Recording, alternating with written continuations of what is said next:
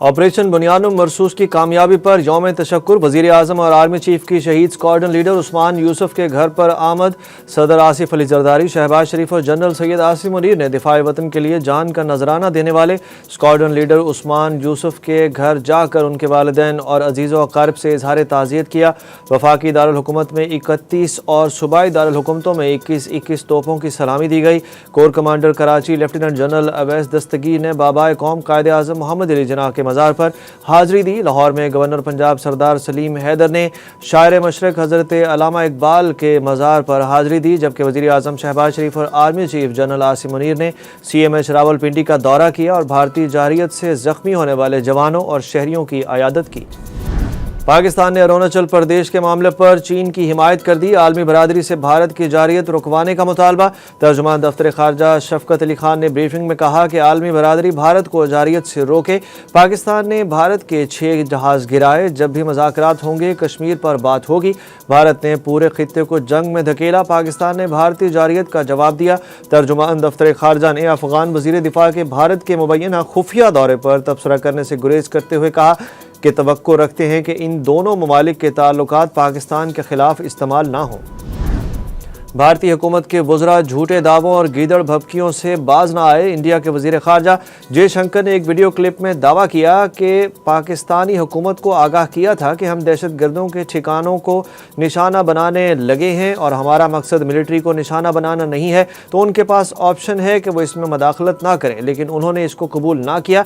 जबकि इंडियन वज़ीर दिफा ने भी झूठ की गंगा में हाथ धो डाले। गुजरात की भज एयरबेस के दौरान राजनाथ सिंह ने कहा कि ऑपरेशन सिंदूर अभी खत्म नहीं हुआ, जो कुछ हुआ सिर्फ एक ट्रेलर था। सही वक्त आने पर हम पूरी तस्वीर दुनिया को दिखाएंगे। पाकिस्तान और भारत के दरमियान सीज़ फायर मखसूस मुद्दत या तारीख तक महदूद नहीं। खिलाफ वर्जी ना होने पर जंग बंदी गैर मुअय्यना मुद्दत तक बरकरार रहेगी। सिक्योरिटी ज़राए ने वाज़ेह कर दिया। गैर मुल्की मीडिया रिपोर्ट्स के मुताबिक भारतीय फ़ौज ने अपने बयान में कहा है कि भारत और पाकिस्तान ने एतमाद साजी के इक़दाम जारी रखने का फ़ैसला किया है। गुज़श्ता रोज़ पाकिस्तान और भारत के DGMOs के दरमियान हॉटलाइन के ज़रिए तीसरा राब्ता हुआ था।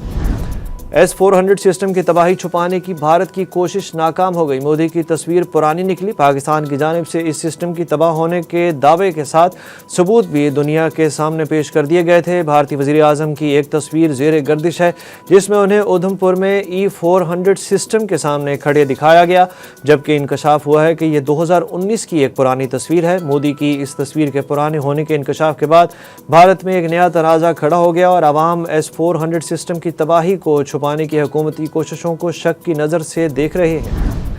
अमरीकी सदर ट्रंप के खलीजी दौरे का अख्ताम। वापसी पर रूसी सदर से मुलाकात की ख्वाहिश का इजहार कर दिया। अबू ज़ैबी में एक बिजनेस राउंड टेबल के मौके पर गुफ्तगू करते हुए सदर ट्रंप ने कहा कि वो रूसी सदर से मिलना चाहेंगे, जितनी जल्द हो सके इसकी तैयारी हो। उन्होंने तुर्किया में रूस और यूक्रेन के दरमियान अमन मुज़ाकरात के हवाले से कहा कि देखते हैं कि रूस और यूक्रेन का क्या बनता है। हमारी गज़ा पर भी नज़र है और हम उनका ख्याल रखने जा रहे हैं। ट्रंप ने कहा कि उन्होंने कतर, सऊदी अरब और मुत्तहिदा अरब अमारात से 1.4 खरब डॉलर मालियत के सरकारी मुआहदे किए हैं। मशरिक़ वुस्ता का एक नाकाबिल यकीन दौरा किया है, लेकिन अब घर जाने का वक्त है। हाई कोर्ट के जजेस में तनाज़े है, मैं क्यों दिखावा करूं कि तनाज़े नहीं। इस्लामाबाद हाई कोर्ट के जस्टिस सरदार एजाज़ इसहाक खान के रिमार्क्स।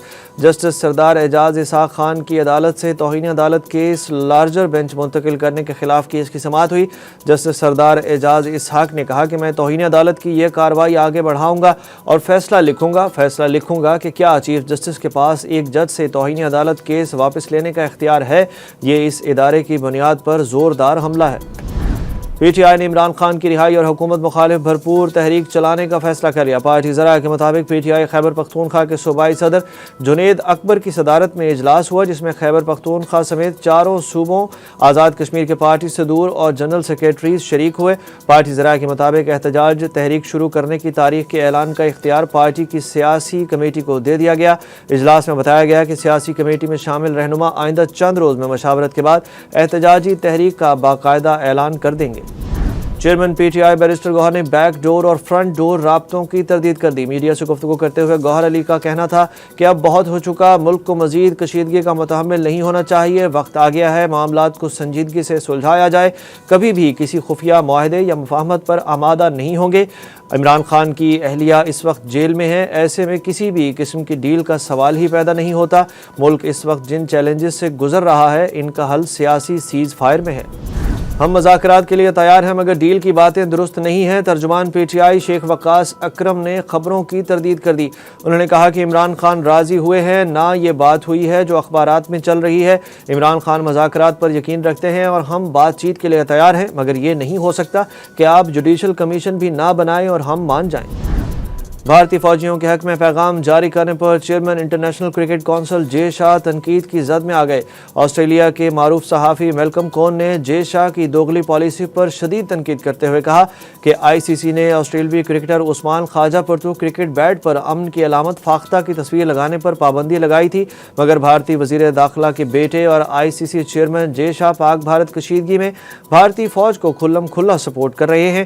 یہ حیران کن اور دوغلا پن ہے۔ دوسری جانب کرکٹ فینز نے بھی جے شاہ پر تنقید کی اور کہا کہ جے شاہ کھل کر جنگ کی حمایت کر رہے ہیں اور وہ بھی آئی سی سی کے ایک رکن یعنی پاکستان کے خلاف۔